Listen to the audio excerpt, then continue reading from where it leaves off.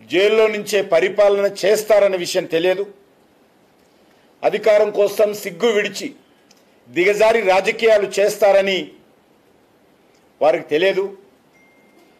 బాధ్యతలో ఉన్నటువంటి వాళ్ళు ఎవరైనా నేరారోపణం కింద జైలుకి వెళితే వాళ్ళు రాజీనామా చేయాలి. ప్రభుత్వం పోదు, ఆ పార్టీ ఇంకోరిని ఎన్నుకోవచ్చు జార్ఖండ్ లాగా. అంతే తప్ప వ్యక్తుల కోసం వ్యవస్థను దిగదార్చే విధంగా, ప్రజలలో నవ్వుల పాలయ్యే విధంగా ఈరోజు కొంతమంది వ్యక్తులు అధికారాన్ని విడిచిపెట్టకుండా జైల్లో ఉండి పరిపాలన చేస్తున్నటువంటి విషయాలను మనం చూస్తూ ఉన్నాము. ఢిల్లీ ముఖ్యమంత్రి అరవింద్ కేజ్రీవాల్ 6 నెలలకు పైగా